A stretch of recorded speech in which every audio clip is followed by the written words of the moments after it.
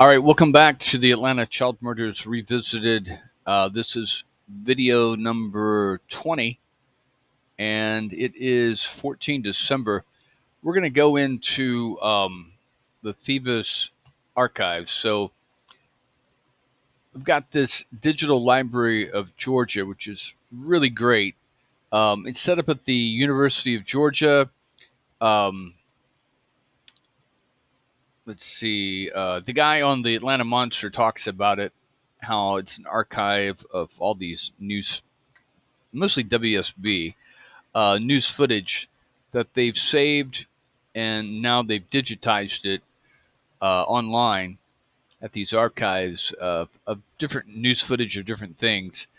Uh, so I love this. It's really great stuff. It really gives a lot of good insight on exactly what was going on. It kind of like a time machine. It puts you back in time so you can see, you're not just reading about it.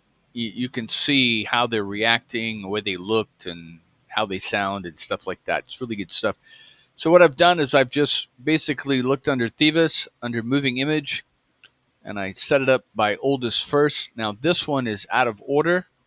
This is like from 1978, but for some reason they put down 4881. We'll come back to this one. But this is 1970. This is November 19th, 1970. This is Thieves and his attorney express regret over the murder of Hannah. Now, you remember Jap Hannah was that guy, just as a reminder, or in case you don't know, Jap Hannah was that guy that Thieves had hired to make the little video machines, the the little porn booth machines, okay? And because the guy who had the copyright on it wasn't selling them to Thieves anymore, so Thieves had to make his own. And so he hired Jap Hannah to do that, but Jap Hannah saw how much money Thieves was making and realized he wasn't making that much, and so he quit. And then he went down to Florida. He started doing his own thing there and selling them to his competitors. Thieves didn't like that, so he invited Jap Hannah in November up to Thieves' office there on Marietta Street. He parked his car there that morning, and the police knew that Jap Hannah had parked his car there because Thieves killed him, and he got a ticket, a parking ticket for the meter, okay, for not feeding the meter. And Thieves didn't notice the parking ticket, and they were, I don't know how they found the parking ticket, but they just were looking through records, and they found that that Jap Hannah had gotten a ticket around 10 o'clock or so um, that morning at the address right in front of Thieves' office. So that's how they knew that. But this is after, and the police have no idea. They've got suspicions that it's Thieves or something related to the porn underworld, but they have no solid proof. Okay, that's why they're questioning him. But again, thank God we live in a country that the police just can't arrest you if they just suspect that you've committed a crime. They have to have some kind of evidence, enough evidence to take before a judge and grand jury, and they can indict you. Thank God, right? But it says Stevenson's attorney expressed regret over murder of Hannah.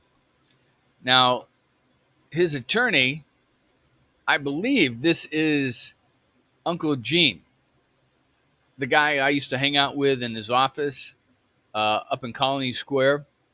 Although they say it's his Maryland attorney, but and it's been 50 years, so I don't remember exactly what Eugene Smith looked like.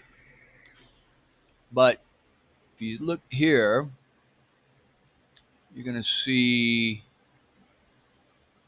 I think there's going to be a name here. Nope. All right, there's no name. But I think this is Eugene Smith. I'm not exactly sure. Again, I don't remember what he looked like. I'm a kid. I'm not really looking up at adults and studying their face and trying to memorize it. I'm just bored. I want to get out of there. I want to go play with my toys, go play with my friends, stuff like that. But I believe this is the same guy whose attorney's office at the 23rd floor, 22nd, 23rd floor of Colony Square. My mom would lock me in that office, go make her rounds, doing her security checks, and I would either sit in his desk or play on the carpet, this big white carpet rug he had there, or I'd go to sleep in the on his couch there, and I would usually stay there all night. And then my mom would come get me, when she got off work, and then we would take off. But anyway, here he is talking about the murder of Jap Hanna. Today, police pursue the angle that Hanna's dealings in Atlanta's pornography business led to his death. This morning, Lieutenant C.J. Strickland questioned Mike Thievis, a man who's been called the kingpin of Atlanta's smut industry. Thievis is believed to be the last person to have seen Hanna before his death. Thievis and his Maryland attorney Bob Smith faced reporters after this morning's 90-minute session. So far as I know, they've given no indication they have any further desire to talk with him. Did you answer most of the questions, or did your client? Invariably. So you heard the guy say his Maryland attorney, Bob Smith. Well, his name was Robert Eugene Smith, and this has got to be Atlanta. So why would you bring a Maryland attorney to, I don't know. I think the news reporter just got that part wrong. But again, I'm assuming, this has got to be Robert Smith, because I see Robert Smith in another video, and they identify him as Robert Eugene Smith. Anyway, let's go here. Mr. Thievis answered the questions fully and candidly. When did you go to New York, Mr. Thievis? Mr. Thievis did not go to New York. That was erroneous. Or was he wrong? Yes, he was not in New York. So he was in town all the He while. was available at all times. I think he went to New York. Makes sense, because this is Thievis's first murder that he's committed. He did it out of rage and anger, and now he's starting to realize, oh shit, I could actually go to jail for this. So you see his body language, he's really tensed up, and he's hiding behind his lawyer. He says his lawyer is playing defense for him. So I think that's what's going on there. Well, why was it so difficult for the police to locate him, if in fact they were trying to? If in fact they were trying to, they tell us they weren't. And that's just what was told me by Lieutenant Strickland. No, sir. See? Nothing at all. I think the whole thing is pretty ludicrous. I don't have any knowledge as to what happened to Mr. Hanna. He was a personal friend of mine, and I just think it's a terrible tragedy.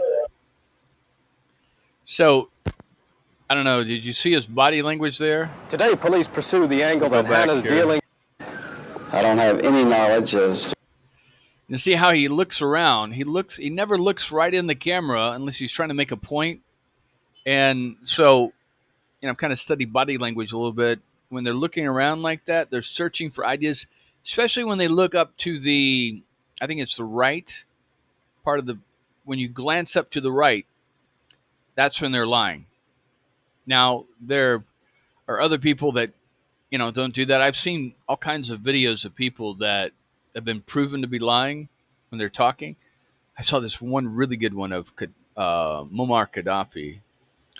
And he's really cool in his body language, but when you watch his eyes, and then you see, like, if you watch Saddam Hussein, when he's sitting there trying to stay calm, but his eyes are blinking. It's called the flutter rate. And when that starts going faster and faster, that means they're very, very nervous. Okay, now you see he's lying because you'll see his eyes go up to the right, and he's searching for an answer there. Okay, that's part of his personality of the brain, is like right brain people are very aggressive, emotionally attached type people, and so that's why they always look to the right. All right, so that's Uncle Mickey. That's the guy my mom was working for, and I believe was dating. That's the same guy I saw, but except when I saw him in 72, 73, he had a mustache and a goatee. And he had that bald spot right there, but he usually covered it up with a damn hat. Let's see, what is this video here? Is this anything? Or is this more of the same? Oh, okay. That's Jap Hanna's car. The body was found in the trunk.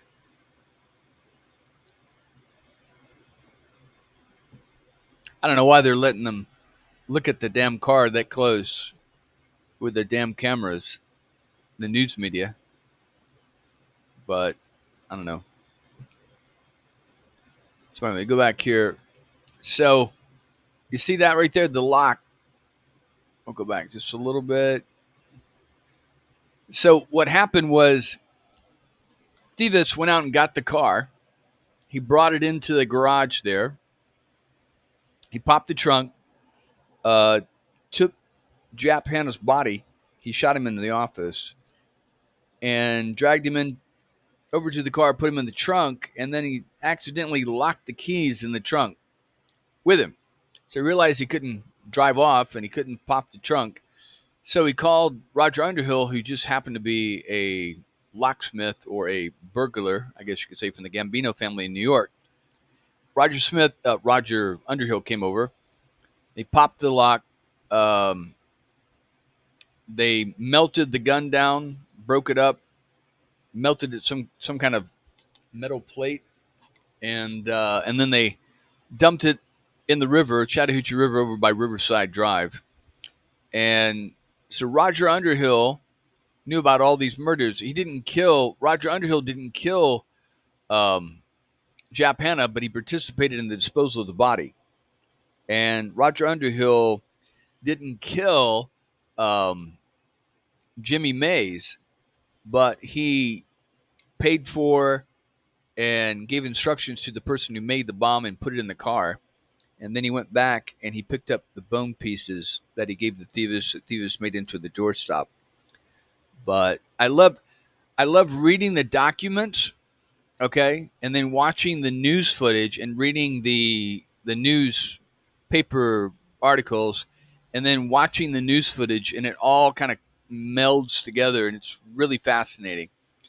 And so again, you have the police and the FBI. They're suspecting thieves, but they don't have enough proof. It's only until Roger Underhill turns on thieves that they have proof, and that's what drives thieves totally insane. I mean, you got to understand these Greeks. They're, especially the ones from Manny. They're very emotional, um, very reactive, very hands-on. You know, an Italian guy, Sicilian, would have hired a bunch of killers to knock off his enemies, but Thieves wanted to personally participate in that.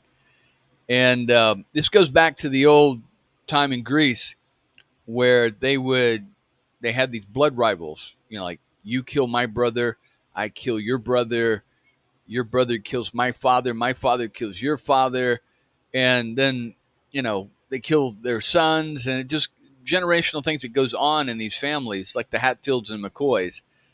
And, you know, it's surprising that the Turks couldn't take them because they were killing each other in all these blood feuds, you know. But very emotional, non-thinking about the long-term consequences, just react, and then you try to cover up everything. And that is what Thieves was all about. Let's see, did we have some more? I think there was more of this. Yeah, see, um, Hannah was from Florida. He was living down in Florida. All right, so that's that one. I don't know if this next one's going to be any different. We'll see here. Davis attorney's comments on police probe. McGulliff thinks Hannah's business may be connected with his death. You think? Yeah, think? This is all in the same day. I think McCullough is like a detective. So, anyway, we'll take a look at this. We met with Lieutenant Strickland and several other officers with the Homicide Division. Mr. Thieves answered the questions as candidly and as honestly as he could. We're generally fishing, apparently, for speculation, which is the same that one can read it in the newspaper kind of thing. What type of speculation? That this was a murder committed maybe over competition in the adult book business? No, it didn't seem to relate to that to any extent at all. What were they trying to suggest to you? They wanted to know what suggestions that Mr. Thievis would have in this regard, and of course he doesn't know.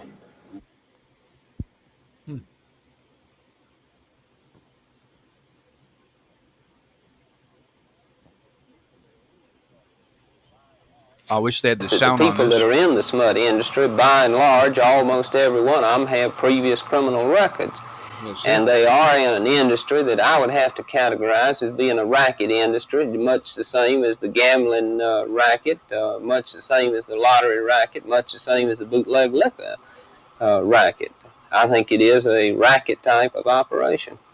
And in rackets, it's quite common to see one racketeer snuff out another racketeer. Well, of course, here about a week ago, we had a man by the name of Ivan Woods that was shot to death out here in southeast Atlanta. Of course, he'd been known to be in the lottery business, and there's no evidence yet as to what caused his killing, but I would imagine that it very probably had something to do with the type of business that he was in, just as.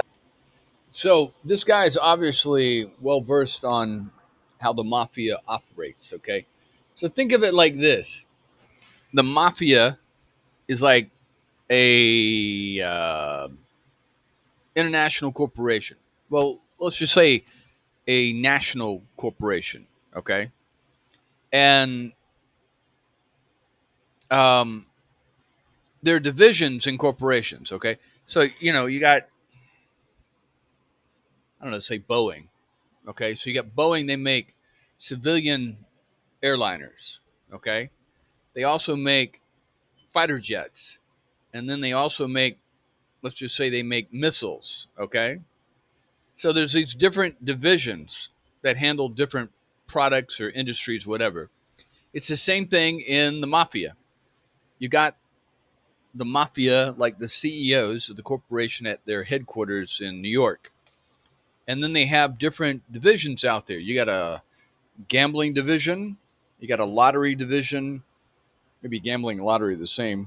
You got a prostitution division, you got a drug running division, you got a pornography division, you've got a extortion division that run around, getting kickbacks from people.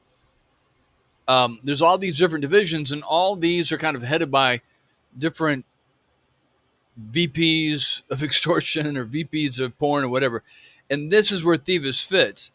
They're giving a franchise, okay, and you really see kind of the mafia is more like a franchise, like Subway, okay, and then they franchise out, or McDonald's, they franchise out territory to different groups for different divisions. Now in Atlanta, you could have Thieves working the porn division, and then you could have someone else running the prostitution, okay, and they may know about each other, they may not, okay. It doesn't mean they're going to be like sitting around in the same business room, okay?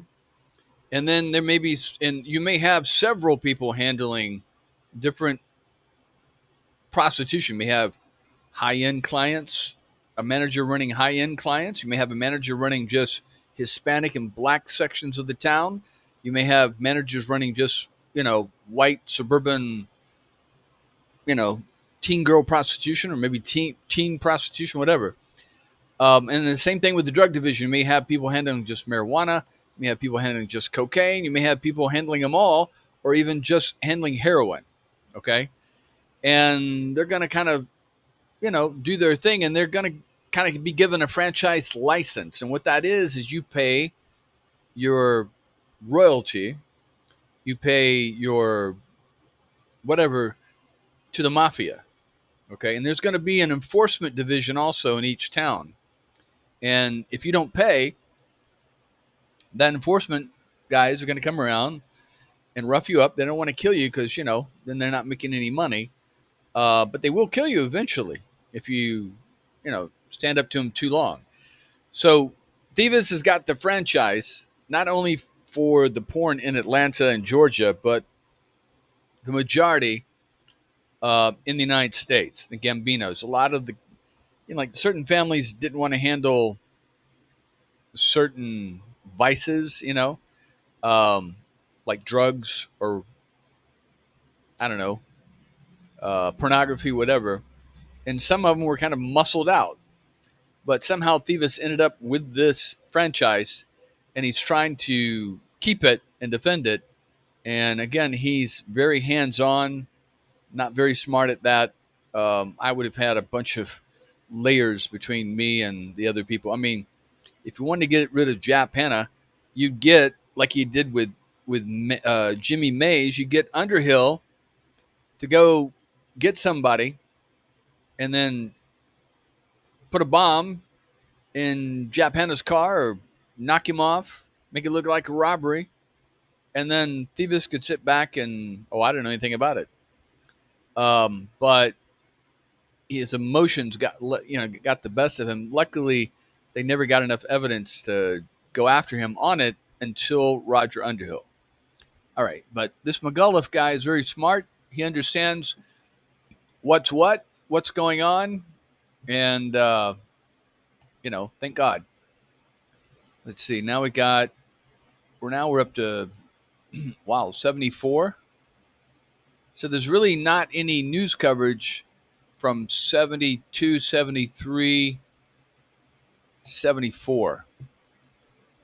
Although he's doing a lot. I don't know why there's no news coverage on it. But anyways, let's take a look at this one. It says, Michael Thieves has been interviewed by reporter Gloria Lane about his plans to make movies in Atlanta. So he's trying to, like Michael Corleone is telling his wife in The Godfather, in 6 months, all her business will be legitimate, okay? And so he's trying to convince her that he's going to get out of the mafia. And this is what Thieves is kind of trying to do. He's not trying to get out of the porn industry completely, because if he did, he wouldn't have stayed in it. Even when he was in prison, he would have just stuck with his music and movies.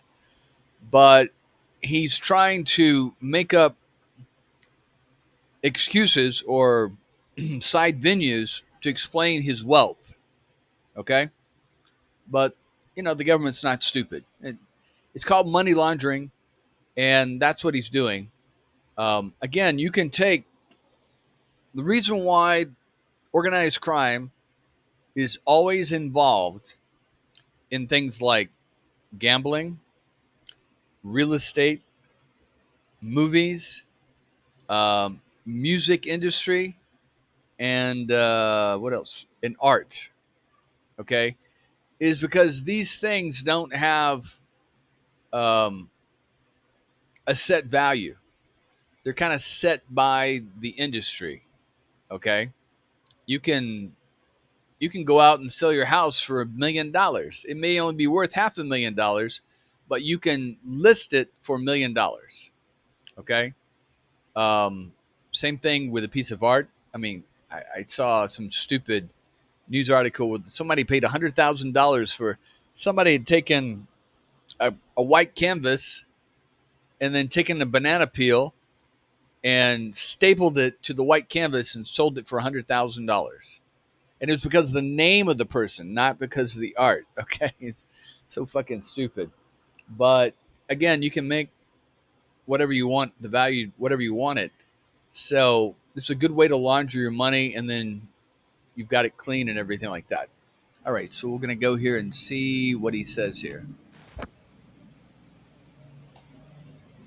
I'm sort of glad they didn't invest now, because I think the movie turned. That's right.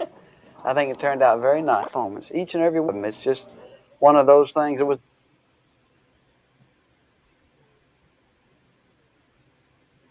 Are you serious about movie making? Do you want to be a movie mogul? I don't know about.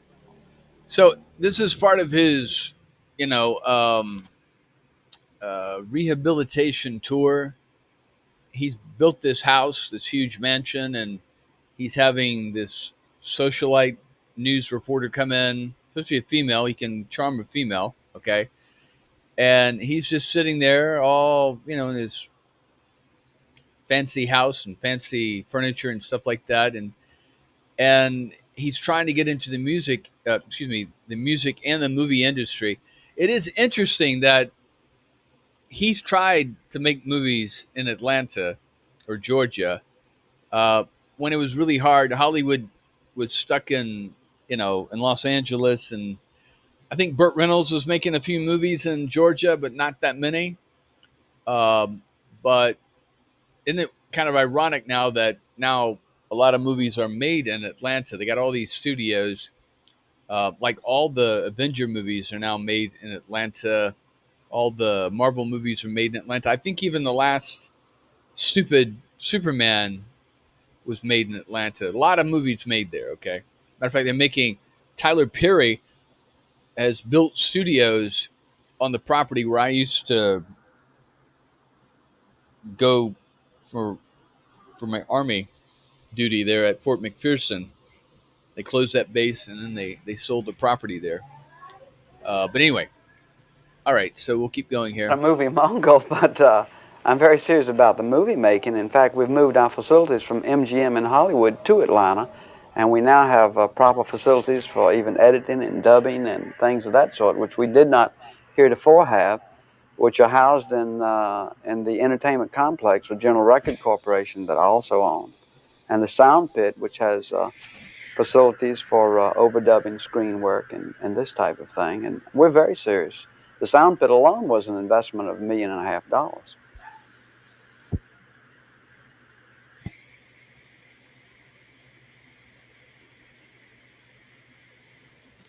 Yeah, the sound pit was where my mom was working at this time.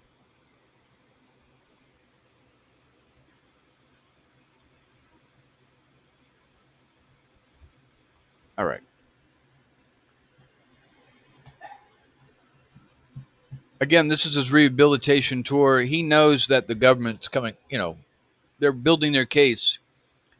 He's been fighting it on these interstate pornography charges. He's fighting that in court and the tax evasion stuff. So he's trying to rehabilitate himself. So any juries, potential jurors, or judges that see him in these videos now, later on when he gets in court, he's hoping he can change their opinion about him before ahead of time. So let's see what this editorial cartoon says. This is September, and let's see what this says here.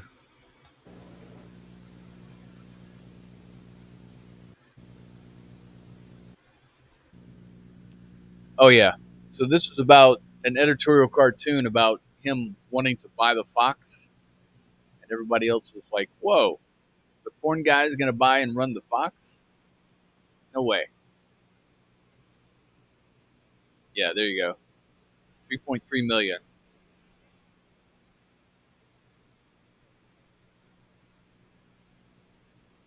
Again, this is just another way for him to launder his money.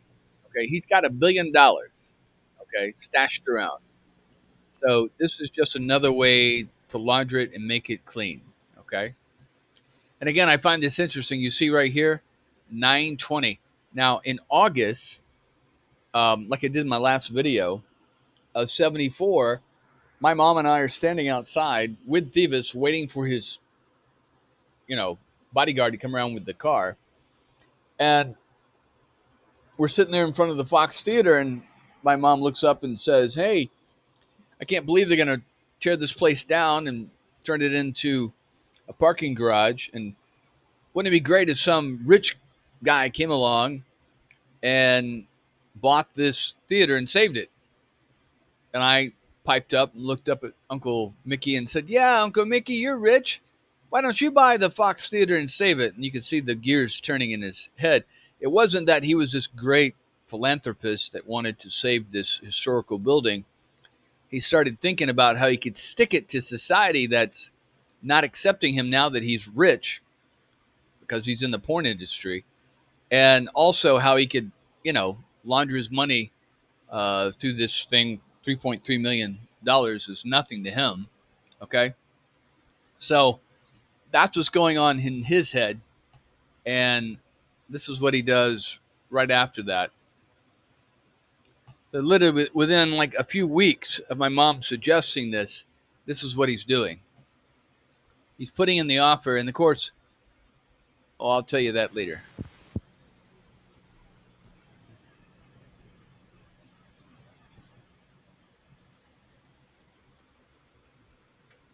Wish they had the sound. There's his wife, Joan. I think it's Joan, right? Yeah, I'm not interested in the Fox Theater. I don't feel like I can make a living with the Fox Theater, but I think I would be one of the few individuals who could get it to a point to where it's at least breaking even and supporting itself. And I could use a facade. I'm not interested in, if they don't want to sell me the Fox Theater, it's fine. I made the offer because I wanted to do it for the city and for the people in the city. Living on this hill, this house. And we're trying to do something with it, and that's one of the things that I'm trying to clean up. There's no doubt in my mind that they are nervous at best about having to do business with Mike Thevis. You think? Yeah. So what happened basically is he made the offer, and all these rich socialites in Atlanta, white socialites in Buckhead in Atlanta, were like, "Wow, oh my God, the porn king's gonna buy the classical Egyptian style Fox Theater. We can't have that." And so, even though all those little porn shops are up and down Peachtree, right near the Fox Theater there, but so they got together, they formed a committee, and they got a bunch of rich donors to donate money, and they formed a little corporation. They bought it themselves as a nonprofit. But let's see what's this next one here.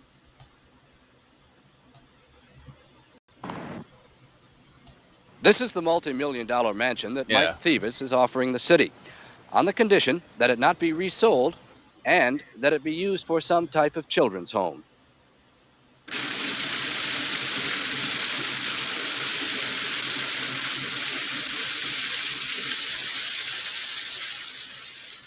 Thevis insists that his reasons for the offer are more philanthropic than economic. He says Atlanta has been good to him, and he's wanted to do something for the city for a long time. And then he adds, maybe I'm trying to clean up the slate. His lawyer says that means he wants to tie up some loose ends. This is Jim Hickey at the Thevis Mansion. So Thevis built this, what, 72, and now it's like 74, and he has an idea that he's going to prison, so he's trying to, again, offer this, make it some kind of children's home or something like that. Um, it stays with his wife, and then eventually she sells it. And I think what Whitney Houston and Bobby Brown they moved into it or something like that. Um, you know, I don't think my mom thought she was going to be moving into Thevis's mansion, but yeah, especially out this time in '74. All right, what else is here?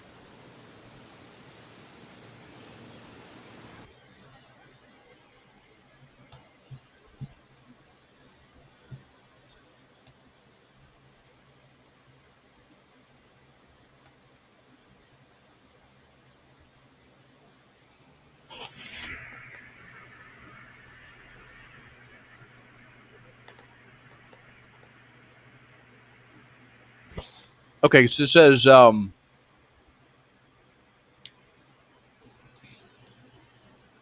news film clips of reporter Jim Hickey speaking at the Fox Theater about the potential sale of the theater to millionaire Michael Thevis, 17 October 1974. All right. The Fox Theater situation remains on dead center. Following the voluntary 6-month moratorium last month, Thevis has apparently been the only one to come forward with an offer.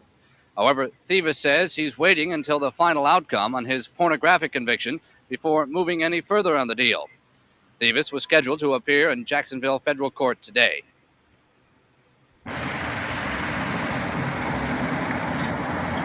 See, so in August, I think we went to see The Godfather 2, actually. But we got out.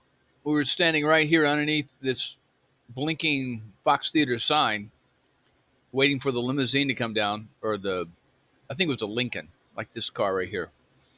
And that's when my mom made that statement to Thieves. Um, but yeah, I love the Fox Theater. You go in there, and then they had like this roof that kind of looked like a skylight, and it had little lights at the top right there. I don't know if you've ever been in the Fox Theater. They had these little twinkly little lights, and they kind of made it like you're out in the desert, and there's these tents around it, and you're looking up the starlights. And these, I thought it was real star. I thought we were looking at the real stars at night. It faked me out. Yeah, God, I saw bed knobs and broomsticks. I saw Chitty Chitty Bang Bang. We saw The Godfather, I think 1 and 2. A couple of movies, saw there. In like 85, I actually, at 86, I came here and saw Sting in concert at the Fox Theater. Anyway, let's see what else does it say here.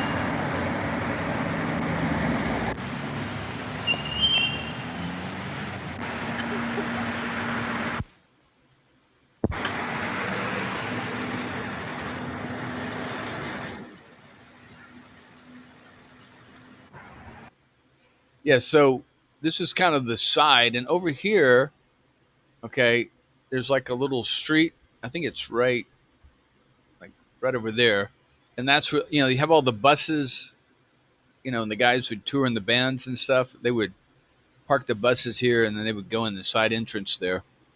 But anyway, I think that is it. Yeah, we'll go on to the next one. Let's see what we're at here. 36 minutes. Yeah, I just love watching this stuff because it really brings back a lot of memories. And like I said, you can read about stuff. You can read about, the FBI files about it, the police reports about it. You can read the news articles. But when you see the actual, stuff on the videos, it really puts it all together. All right, so this is from 12/20, December 20th. Now, Thieves was in a real accident or a fake accident. His car got forced over and rolled down a hill up near Riverside, and he was walking with a cane. Now, what I always saw him with a cane before, but now he's like in a wheelchair. Okay, so I don't know what was going on here. So let's see. What does it say here? Michael Thieves in Atlanta federal court on charges of interstate transportation of obscene material. Now he beats these cases. Okay, he gets convicted and goes to prison on them, but eventually he gets them beat. So he thinks he's going to get out of prison. Okay, but that's why the government was trying to get him on these other charges, more serious charges, murder. Okay, because if he could get the pornography charges thrown out, which he did. He went all the way to the Supreme Court and got all that overturned.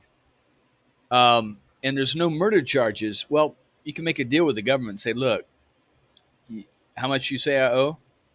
Okay, I owe $10 million. Okay, I'll give you 8 if you let me out. If you don't let me out, you're going to have to wait until I get out of prison, and then we'll fight it in court all the way. Take 8 now and be good with it, and then let me out of prison. And that's what he would have done. And he would have walked. Okay? Because money talks and bullshit walks. Okay? If it's you and me, we would have stayed in prison for 20 years. But with someone like that has a lot of money, they can throw it around. The government's going to go for it. All right. So let's see. What does this say here? One upon the other, and I think very often a jury is convinced of things that they possibly shouldn't be convinced of, based on innuendos and say-sos, and as opposed to that would have been much more beneficial to the world and to the city and being outside. If anything to change, what would it be? I probably wouldn't be so outspoken. I probably would lead a little lower profile. And see, that's how I remember him. He had that little goatee. And I'd seen this movie a couple years before, and there was a guy in it that played the devil. And he had a little tail and everything and looked just like him. And I used to watch him. I'd look, kind of poke underneath his little jacket or his little dress coat he had to see if there was a tail down there sticking out. Because I thought he was the devil. I really did. Something I didn't like about it. Even at 6, 7 years old. He rubbed me the wrong way. He had like this devil smile. But he charmed my mom. I tell you that. And not have a lot to say. But as far as the courts in the country, I have no bitterness. I mean, I still think it's the greatest court system and the greatest country in the world, but they still leave a lot to be desired. And I wanted to say, again, something about my mom is like, he was a powerful man. Maybe she knew that he was involved in the pornography industry. I mean, she's not stupid, okay? But he had a lot of money, and when you're desperate and you're poor and your child's being beaten, which that's what my dad was doing to me, and being left with marks, you'll do anything. You'll hold the hand of the devil, okay? I mean, think about it. If your child, I don't know, was dying of cancer or had been kidnapped, is there nothing that you wouldn't do to save their life or get them back? I mean, is there any limit? If someone said, okay, we can save your child, but we want you to go kill this politician, okay? You go put a bullet in some politician's head. That's the only way we're going to save your child from cancer or bring him back from being kidnapped. What would you do? Now, hopefully you go to the police, right? But some people, if you're desperate enough, there's no limit to what some people would do, okay? So that's what I thought about. I could judge my mom and say, God, you should have known this fucking murderer, is fucking pornographer. But, my mom's 32, 33. She's poor. Not a lot of prospects out there. She's desperate. What would I have done? What would you do? Okay. A lot of people go along with things even though they know better because they're desperate or they want to believe that things will change or get better. Um, so I can't judge. I can't judge why my mom would have been involved with someone like this. I can understand it now, but you know,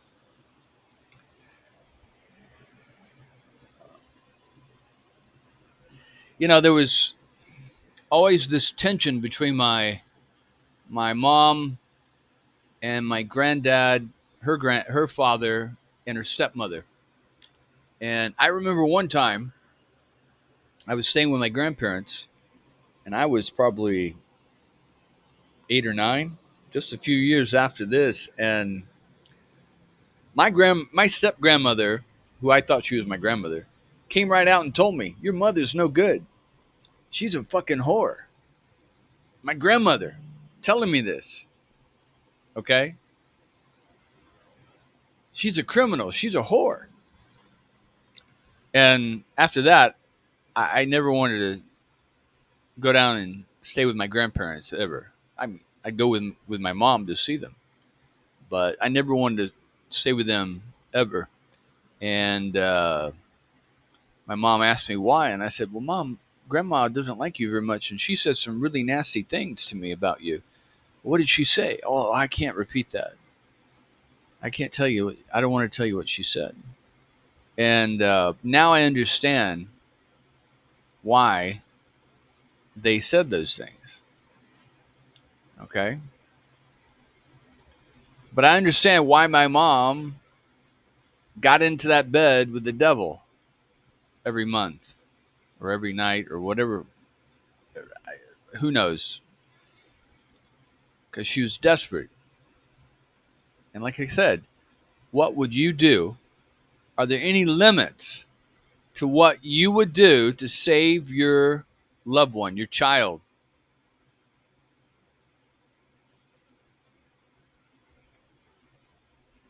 Would you hold hands with the devil?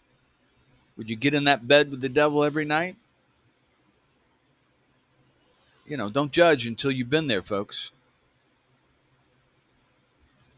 But watching all this and seeing all this, it all makes sense now.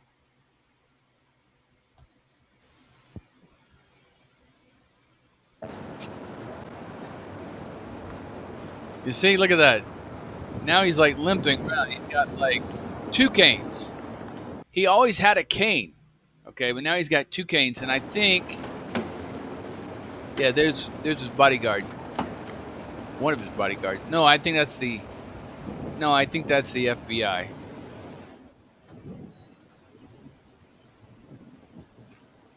I'm not sure. That's not his car. I know that's not the car that we used to ride in. We used to ride in this big ass, I think it was a Lincoln. Had a lot more room. All right, so this was October. So I think this is when he went to prison. So he got convicted around there. And see, like right there, okay, you see that? 12 December 20th, 1974. Around Christmas, it snowed. You see how it was raining right there? Around Christmas, it snowed. Either right before Christmas or right after. And my mom had this roommate who was dating this guy, and she didn't like him. He was a drunk. He drank all the time. And so she moved out because he wouldn't leave her alone. And one day he showed up with some flowers, and it was snowing. And it was around this time. And banged on my mom's trailer door up in Smyrna because she had moved out of her nice little apartment at Piedmont Park because Thieves was going to prison. And she banged on his door. He banged on the door, and she finally came to the door and says, "What? What do you want?" And I'll just make up some name. Is Priscilla here? And she goes, "No, she's not here. She's moved out. She's tired of you being drunk all the time. Didn't want to see you. Why don't you go away? Leave her alone." And he goes, "I brought her some flowers. Ask her if she want to go on a date." And she's not here. And she said, "You want to go on a well, who's going to take these flowers? And you want to go on a date with me?" I guess my mom was pretty damn desperate for anybody. And so she said yes. And my dad tells me that story, and he thinks it's pretty fucking funny. But now I understand how that story came about. Because this is the first time in what, 2.5 years, my mom's alone. Got nobody, living in a damn trailer by her old junky trailer in Smyrna by herself. Her kids off in Monroe getting beaten by his biological father. She's hustling tables at the Shoney's and working security at the Omni International while it's under construction. And here comes her drunk roommate, her roommate's drunk ex-boyfriend banging on the door. Now maybe she didn't go out that night. Maybe she said, "Call me later when you're sober," or maybe he came back sober. I don't know. But that's the story he would tell me. We'd be driving down the road. He would laugh about it. "That's how I met your mom." Oh God. At least it wasn't. That's how you were born. We slept that night. No, that didn't happen. Thank God. But yeah, I remember him telling me that story, and now it makes perfect fucking sense. All right, so let's see. What's this one? Secretary of Convicted. This is 1977. See, Davis is in jail. They're seriously going after him. They're trying to build more of a case, okay, on this. I think no, they've convicted him now of murder by 77 because Roger Underhill turned state witness. He's given his testimony, and no, have they convicted him of murder? No, I don't think they have. They got him. They got him on some other charges also. They're trying to just once he's in prison, they're trying to throw everything at him to keep him in prison. Okay. But Roger Underhill's turning. Thieves is threatening Roger Underhill, trying to get him killed. He's paying all kinds of money to different inmates to shank his ass, and it's not working. So let's see here.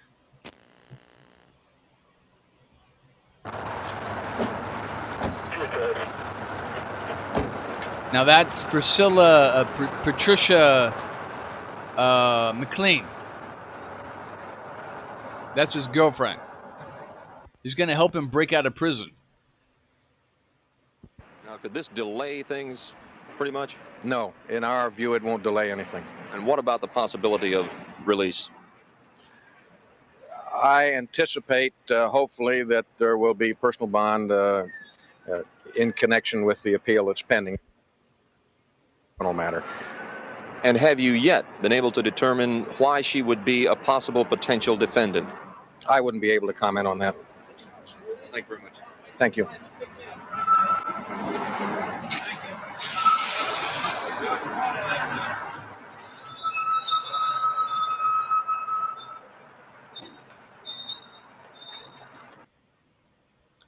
think that's the federal courthouse there. That's Patricia McLean's attorney. I have no idea who he is, though. Does it say? No. So again, he's in prison, and they're trying to throw the book at him. It's around this time, or yeah, I think it's either right before this or right around this time that Andrew Young got a very big donation. I think it was before this, like in '76. Andrew Young got a very big donation. Yeah, it was Andrew Young was running for Congress. He got a very big donation a year before from Thieves, okay, and for his campaign. And then when he became a congressman in January, Thieves requested that he put in a request to the Bureau of Prisons to have Thieves moved to a medical facility in Springfield, Missouri. And he wanted to do that because he knew it would be easier to break out of a medical facility prison than regular prison. And Andrew Young went along and did that for him. He got him moved to Springfield. And you see the FBI, they have this discussion about moving or getting Roger Underhill over to the medical prison in Springfield with a wire to record a conversation with Thieves. And he says, Thieves, why are you trying to kill me? He goes, well, you're blabbing to the feds. Why do you think it's like, no, he didn't say. He's like, well, I hear you're talking to the feds, but why would I try to kill you? Maybe you've pissed off some other people, but I wouldn't try to kill you, because he knows he's probably wired. And so I think he paid like 10 different guys to try to kill him. And so they had to put Underhill in a special prison where he could be protected. But anyway, yeah. All right, so it says Secretary of Convicted Pornographer Thieves testified at, this may be Bowen, whatever her name is. I'm not sure. Bowden. Yeah, this is Bowden. Laverne Bowden. All that.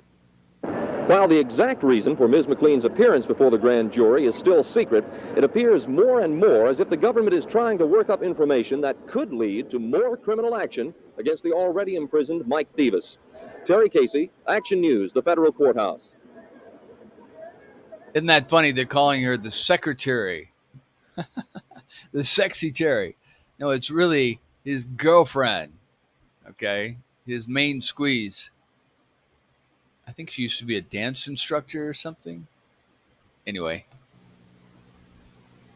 This was Pat McLean's first full day of testimony before the federal grand jury here. It was a long day, but the government's case finally seems to be taking some direction.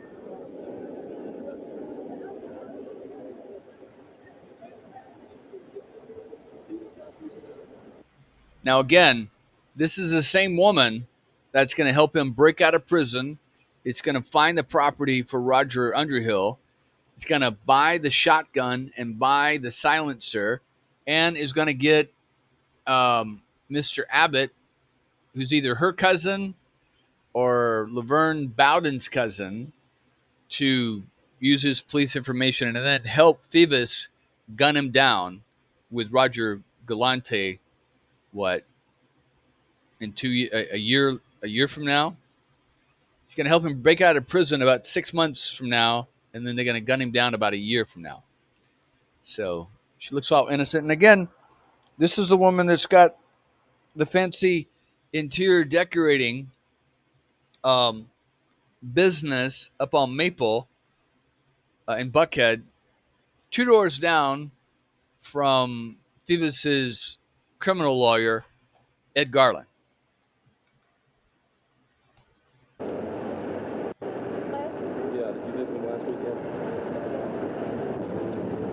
Now, I don't know who these guys are. They're probably just, little low-level attorneys in Garland's office.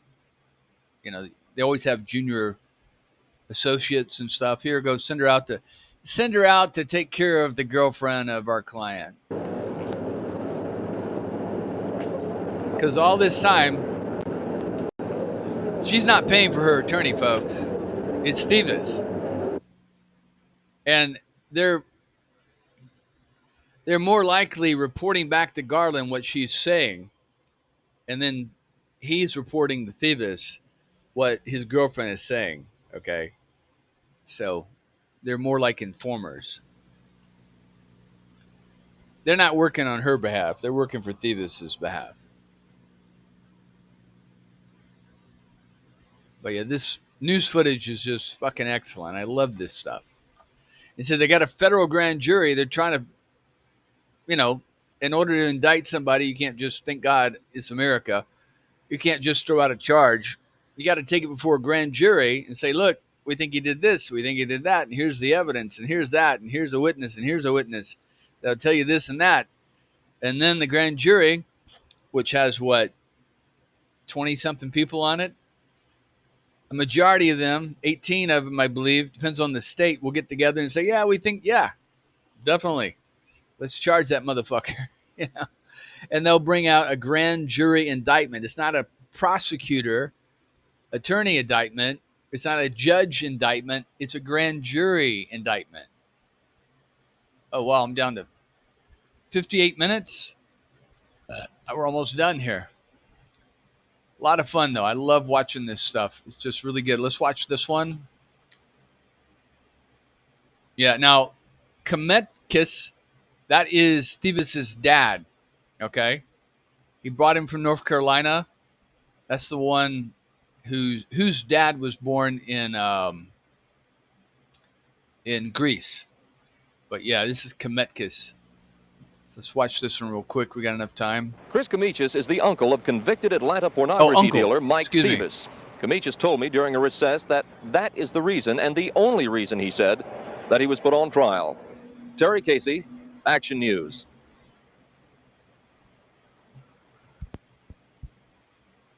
Actually, not really. He was receiving money, getting money for Thieves out of a bank account.